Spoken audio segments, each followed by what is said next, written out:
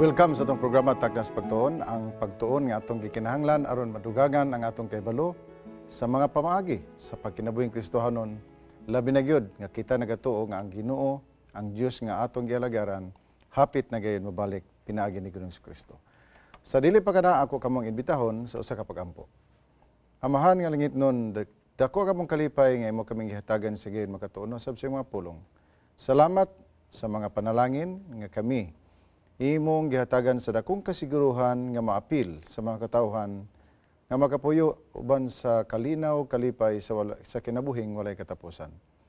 Salamat sa pagtubag sa among mga pagampo sa ngalan ni Ginoong Kristo nga among manluwas. Amen. Ika-13 na gyud ka Sabado, ika-13 ka semana, ang usa ka kwarter nga atong ginasunod sa tuig 2013, ikaduha nga kwarter nahuman na. Dalaygo ng Ginoo nga nakaabot kita sa ika-13 ka semana, ika-13 ka adlaw nga igpapahulay dinhi sa pagtuon sa serye Seek the Lord and Live. Ug nagtuo ako nga ang atong mga kinabuhi labaw pagayod nga nasuod dinha sa Ginoo tungod kay ang atong mga pagtuon gahatag bang kini og mga pamaagi unsaon nato nga makapahimuot sa atong Dios ug nga kun ugaling do naman kitay mga kapakyasan makahimo kita sa pagpasig-uli pinaagi sa ministeryo sa Balang Espiritu dinhi kanato. Basin kita makalimot. Usa ka medyo dramatic ang iyahang titulo. Basin kita makalimot, may pagka mingaw gamay, sentimental, may pagka-inamahan, may pagka-inigsuon, o labaw sa katanan, kikan gayud kini sa Dios, basin kita makalimot, lest we forget. O mao kini ang katapusan nga libro sa daan nga tugon, ang libro ni Malakias, nga gitawag kini katapusan sa gamay nga o gamay nga minor prophet, sinulat sa gamay nga propeta, nga gikan pagyud sa pagsugod nato hangtod karon, gitawag kini nga the minor 12 or the book of the 12. The book of the 12. Kining 12 ka mga minor prophets sa karaan nga tugon. Basin kita makalimot. Asa kita makalimot? Sa atong gitun-an pagsugod hangtod karon, or sa mga pulong sa kinatibukan nga pulong sa Ginoo nga makita sa Balaan Kasulatan. Basin ikaw, basin ako makalimot, kay tinuod man gayod. Sumala sa kawit. Remember, I'm human, and human forgets. So remind me, dear Lord. Ako kining gipaabot sa atong tanan nga mga higala, mga suki nga tigpaminaw og sunod nining atong Taknas Pagtuon sa Optional Philippines, Mindanao. Ug daghan kitang ipaabot ng mga greetings sa mga kaiglesiyahan. Dili ginato ma-mention tanan apan ako nahibalo pinagi sa inyong mga texts o sa inyong mga emails nga kamo nagasunod niini og napanalinginan usab kamo bisan pa man sa Canada, sa North America, sa Europe o sa Asia. Salamat nga nakahatag kami og contribution sa inyong kalipay o kadasig sa pag-alagad sa atong Ginoo. Basin baya kita makalimot, or pwede po basin atong malimtan ha, basin biyag malimtan nato. Mao kini akong gibali-bali nga mga title para nga makuha ginato ang binisaya nga medyo inyo maganahan nga binisaya. Wala man ko katanaw ini sa Cebuan version, pero mao kini akong gisulat dinhi nga tulo ka mga posible nga mga binisaya. Basin kita makalimot, basin atong malimtan ha, o basin biyag malimtan nato. Kini ga hisgot sa gisulat ni Malakay, ang katapusan nga propeta, minor prophet. Ang Malakay nga pulong gapasabot, messenger, my messenger, akong mensahero. Ang atong memory verse, Malakay 1:11, tulo ka triple 1 kini, kay gikan sa pagsubang sa adlaw, bisan ngadto sa pagsalop niini, ang ngalan ko mahimong dako taliwala sa mga hintil, ug sa tagsa-tagsa kadapit ang insensyo igahalad sa akong ngalan, ug ang ulay nga halad kay akong ngalan mahimong dako taliwala sa mga hintil, nagaingon si Jehova sa mga panon. Usa kini ka bersikulo nga naghatag og positibo nga mga pulong mahitungod sa ulahing mga adlaw. Kung unsaon si Ginoo paghatag og dakong paglaom sa mga katawhan nga nagaalagad kaniya. Gikan sa pagsubang sa adlaw, bisag ngadto sa pagsalop niini. Ang akong ngalan mahimong dako taliwala sa mga hintil. Sa kini ka positibo tungod kay ang mga hintil mao kini ang grupo sa mga katawhan nga matawag nato wala na apil sa listahan sa mga katawhan sa Ginoo. Apan dinhi usa na kini ka assimilate o pag-apil, pagpasakop sa mga katawhan nga kaniadto matawag nato wala ka makadawat og paglaom. Apan dinhi gisiguro gayud nga walay usa nga malimtan sama sa prinsipyo sa motto slogan sa Education Department, no child left behind. Dinhi, no child of God left behind. Ang tumong sa atong pagtuon mao nga kita mahibalo nga ang gugma sa Dios nagdalag responsibilidad og kita may tulubago niini. Buti pasabot nga kung ang Dios moingon nga higugma ako kanimo og ikaw mobalos nga ikaw higugma sa Dios. Wala ka na siya naghatod og usa ka pulong nga daw sama lamang sa gabon. Aduna ka na sa responsibilidad. Sa diha nga gi-restore si Pedro ngadto sa pagka-apostoles sa Ginoo. Gitawagan o gipabalik sa Ginoo si Pedro, giadtuan sa Ginoo si Pedro og iya kining giignan, Pedro, nahigugma ka ba kanako? Ang tubag ni Pedro, yes Lord, nahigugma ako kanimo. Apan ang tubag ni Pedro, wala kini siya gitapos sa iyang paingon, yes Lord, I love you. Gitagaan kining responsibilidad, pakana ang akong mga karnero. Ikaduha pangutana mo gyapon, pakana pasibsiba ang akong mga karnero. Ang atong pagsulti usab karon nga kita mga katawan sa Ginoo, nga Ginoo ako, membro sa imong iglesia, ug ako nagpaabot sa pabalik ni Ginoong Jesucristo, ug gusto nako nga maapil sa pagkabulahan sa iyang pagbalik nga makapuyo sa kinabuhing walay katapusan. Wala ka na siya nagpasabot nga tama na la dina.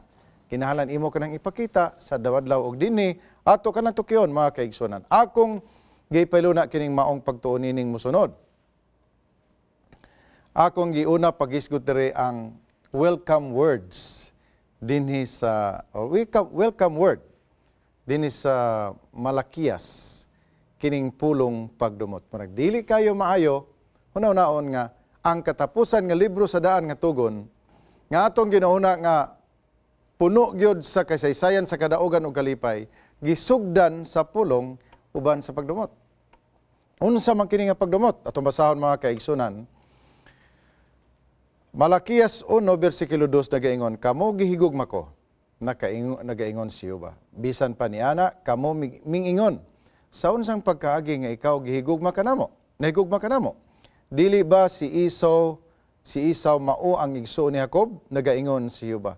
Bisan pa ni ana akong gihigugma si Jacob, apan gidumtan ko si Esau.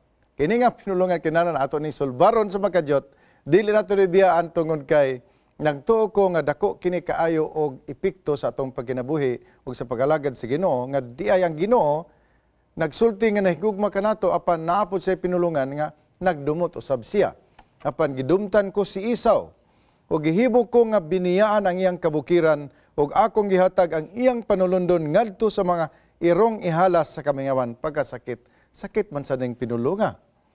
So ato ning tun-an unsa ning pulong nga hatred dinhi sa Malakias. Nga ano man nga giapil kini dinhi, unsa man ang Ginoo, duha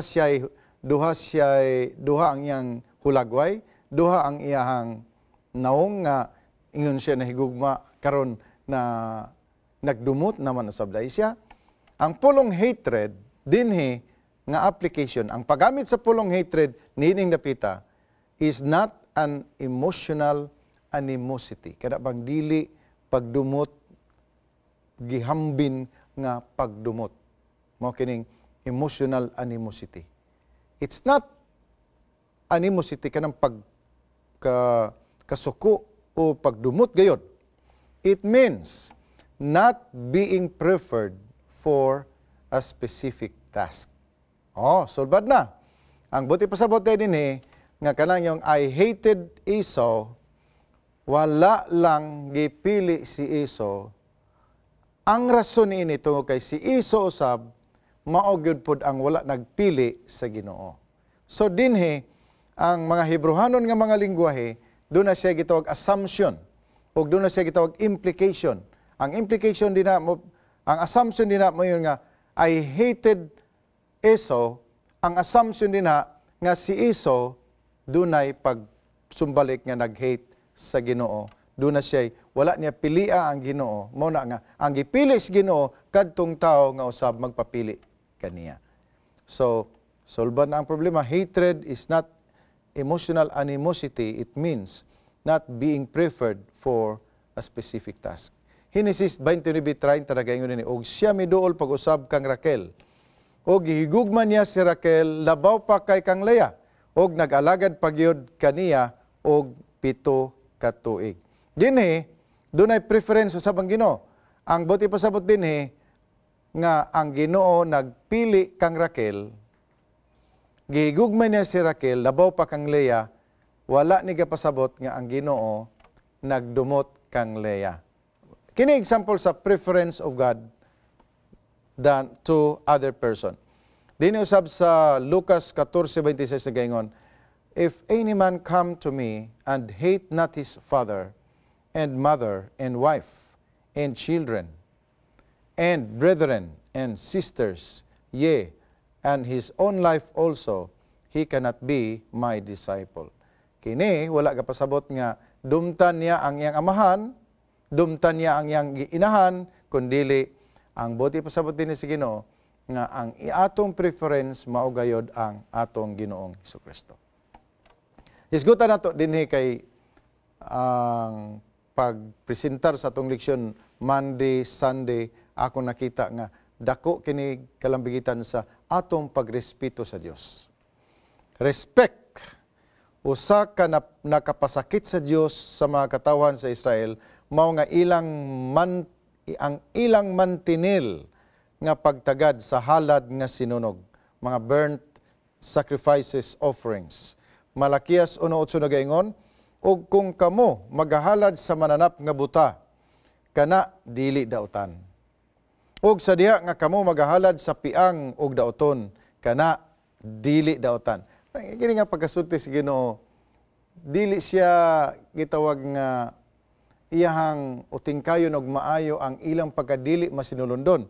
Iya lang gipasabot dili manadaotan. Sama nga ikaw nagunahuna nga mosimba, moabot ikaw sa simbahan alas 11, dili manadaotan. Dili daotan. Mas daotan tong wala na lang gid ka ni simba o di ba dito ka padulong sa uban nga mga dapit. Apan dili atong sundon ang mga hunahuna sa Ginoo. Igasa kana karon sa imong gobernador. Mahimot ba siya kanimo? Murabag hilom lang kaayo nga pagrebuke sa Ginoo. Dili man na daotan nga maghalad ka og piang, daoton, gisipon kana nga mga mananap. Dili na daotan pero sige kuno ihalad kuno kana, igasa kuno kana sa imong gobernador. Mahibuot ba siya kanimo? Igsoon usa kini kun ato ning ipadbukad og maayo, kumusta man ang atong pagtagad sa mga pulong sa Ginoo? Kumusta man ang atong pagtagad sa pagsimba sa Ginoo? Kumusta man ang atong pagtagad sa atong paninapi may tungod sa pagsuporta sa buluhaton? Ato bang gitagaan ang Ginoo og uging? Ato bang gididikar ang atong wala na nanganak nga baka? Ato nang gididikar ba ang hapit na mamatay nga kanding? Or ato bang gididikar ang pinakamaayo, pinaka-the best ngadto sa Ginoo? Para ino itong basa, mahimot ba siya nini? Kung mudawat ba siya sa imong pagkatao? Nagaingon si Jehovah sa mga panon. Malakay 1:14 nagaingon, apan tinunglo ang malimbungon nga sa iyang panon adunay mananap nga laki og nagapanaad og magahalad sa Ginoo sa butang nga may ikasaway. Ipulihan ang maayo ngadto sa mga butang nga dili maayo. Ang Ginoo nahibalo sa tanan unsa ang iyang gibilin kanato. Nahibalo siya unsa ikaw sa tubangan sa Ginoo.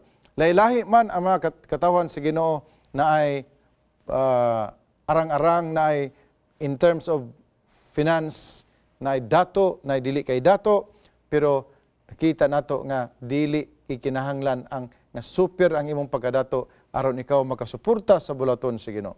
Tulo ka katarungan ngano nga ang Dios angay hatagan sa atong dakong respeto. Una, siya ang atong amahan. Ingon nga mga anak, kinahanglan atong tahuron ang atong mga ginikanan. Ingon usab nga ang mga katawhan magrespetar sa amahan nga naa sa langit. Mao na ang rason. Kaduha, ang atong Dios mao ang atong master. Siya ang atong pinakalabaw.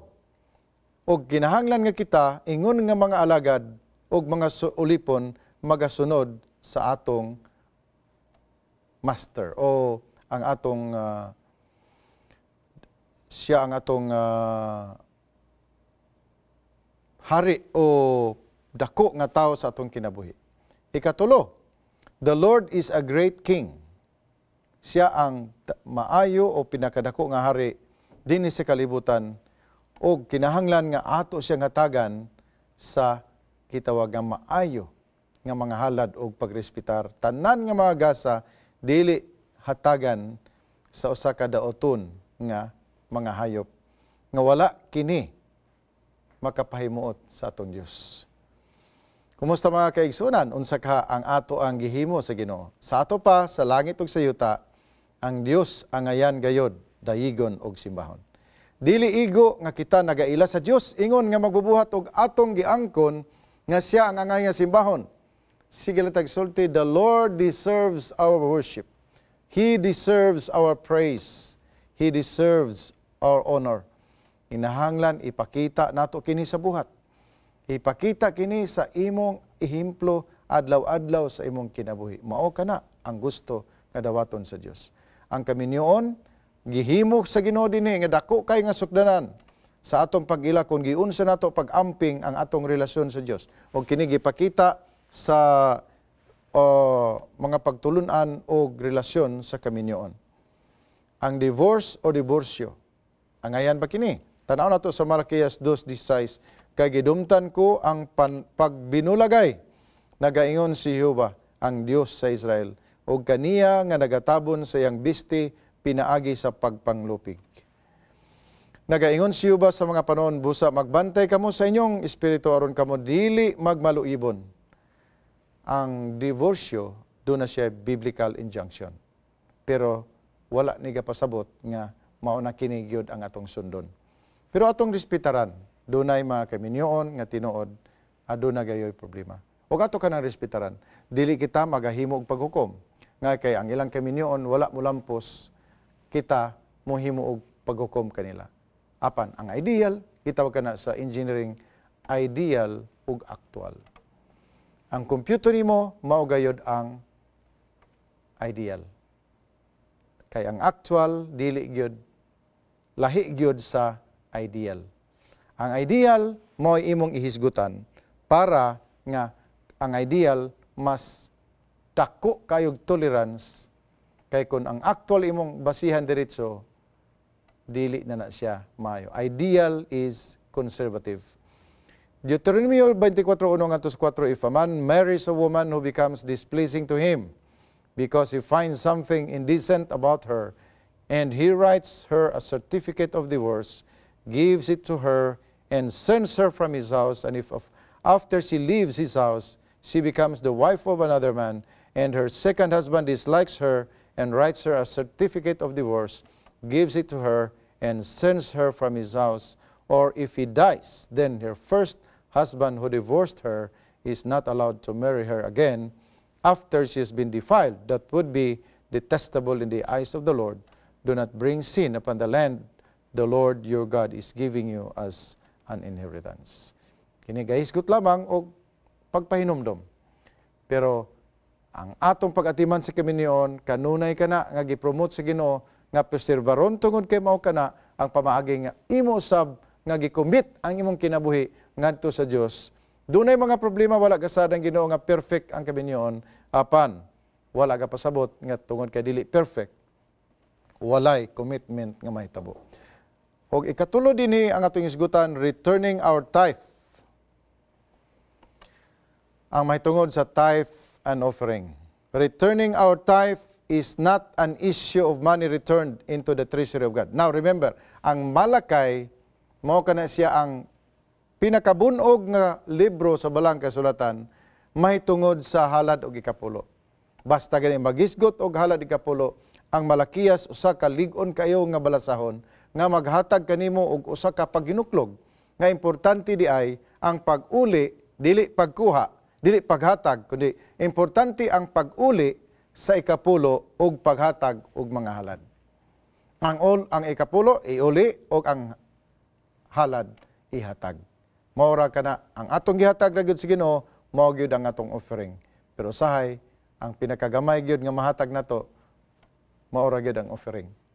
Pinakagamay gyud kay ang tithe matod pa nila siguroon magina nga 10%. Hinaot unta nga 10% gayon.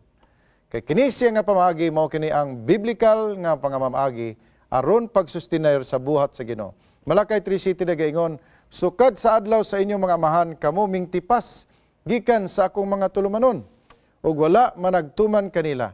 Bumalik kamo kanako ug ako mobalik nga na kaninyo. Nagaingon si Jehova sa mga panon. Apan kamo nagaingon, diin man kami mobalik. Makapangawat ba di ang tao sa Dios bisan pa ni ana? Kamo nangawat kanako. Apan kamo nagaingon, unsaon na mo ang pagpangawat kanimo sa mga ikapulo o sa mga halad. Kamo gipanghimaraot uban sa pagpanghimaraot kay ako inyong gikawatan bisan kining tibuok mga nasod. Dad-an ninyo ang tibuok nga ikapulo ngadto sa balay nga tipiganan aron nga dunay kalanon diha sa akong balay. Og pinaagi niini sulayin ninyo ako karon. Nagaingon si Jehova sa mga panon, kun dili ba buksan ko kaninyo ang mga tambuanan sa langit og bubuan ko kamo sa mga panalangin sa pagkaagi nga wala na unyay dapit nga igong kabutangan sa pagdawat niini. Dinhi usa ka pamaagi nga imong suluyan ang Ginoo. Kun unsa ang Ginoo pagkamatinud-anon sa iyang gisulti. Daghan ang mga katawhan nga dili na gayud sila madiskuryo pa sa paghatag sa ikapulo o pag-uli sa ikapulo tungod kay ila na napribahan ang pagkamatinud-anon sa Dios. Ang Salmo 24:1 doon na siya nindot nga sinultihan dinhi. Ang lupa ay pag-aari ng Diyos at lahat ng bagay na nakapaloob doon. Sa Spanish nga version sa Salmo 24:1, la tierra es propiedad de Dios y todas las cosas que en él.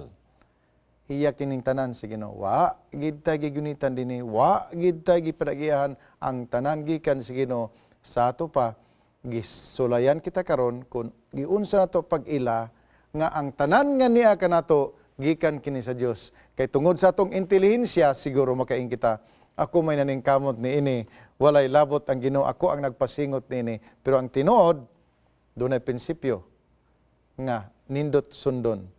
90 pesos with God's blessing is greater, much greater than 100 pesos without God's blessing.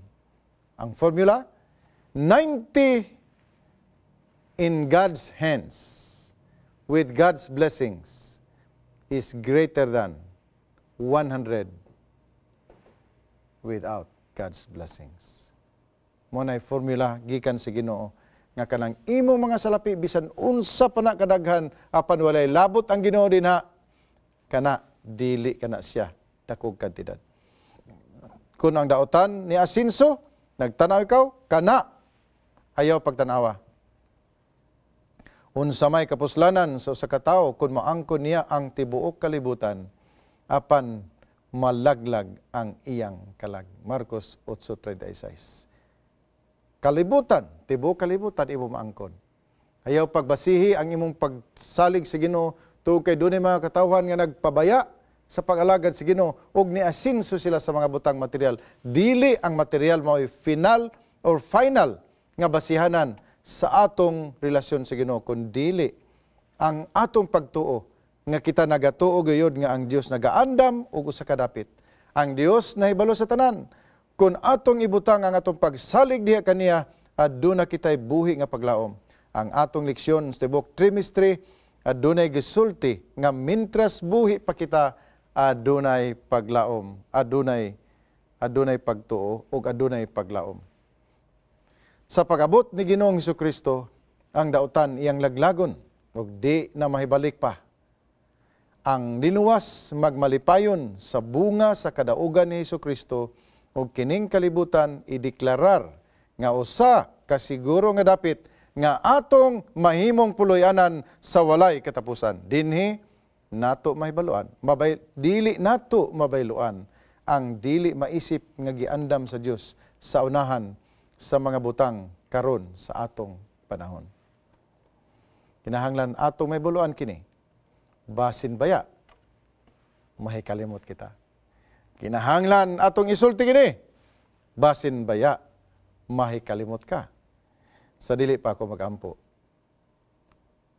atong paminawon ang awit kikan sa mga singers nga gitawag og Malakay.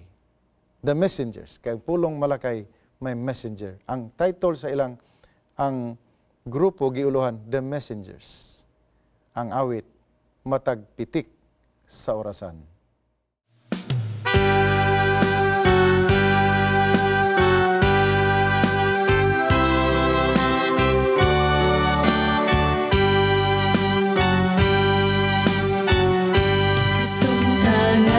Nagasundo sa atong kaugmaon nga dawalay kasiguruhan kung kita ang saligan. Nalakaw nga dawanap ang pananaw pagtuon na salitan ming subay sa iwi nga dala.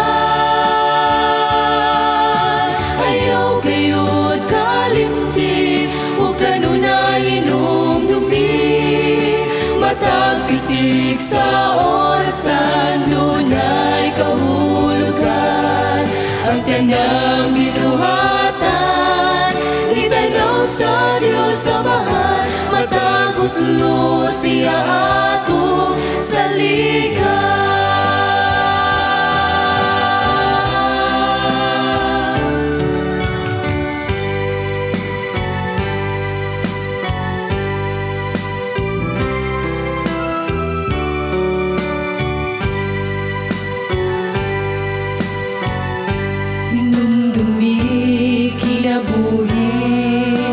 Adunay utlanan, walay usang nangasano. Kanu sa bawian, paniguro kayang yawan aning kamot sa pagkupa sa atong kaugmaon. Giya sa Diyos dili mawala.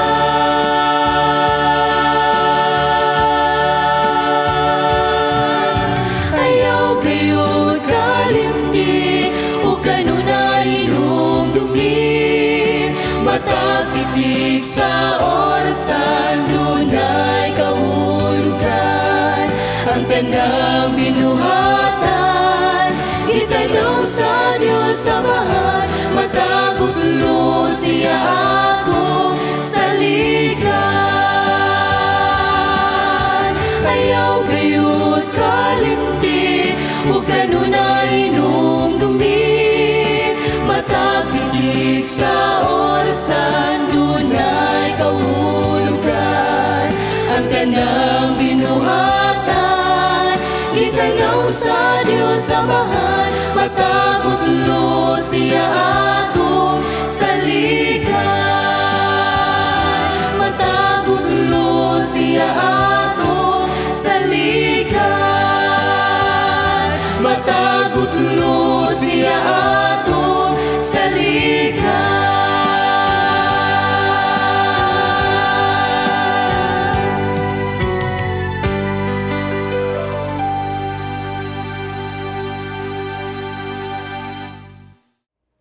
Amahan nga langit nun, salamat sa mga pulong. Salamat sa awit nga nagpahinumdum ka namo nga matagpitik sa orasan, adunay kahulugan. Salamat nga imo kaming gihatagan sa pagpahinumdum aron dili kami mahikalimot. Ikaw ang Dios nga nagpahinumdum. Kami kanunay nahilayo kanimo, apan ikaw nagahimog pamaagi nga kami mahibalik diha kanimo. Salamat Amahan sa pagtubag sa among mga pagampo. Salamat sa pag-ayo sa mga balatian, sa mga kaigsuunan, sa mga higala, sa dunay mga handom silang kinabuhi. Salamat sa imong paghatag niini kanila karon. Sa ngalan ni Jesus. Amen.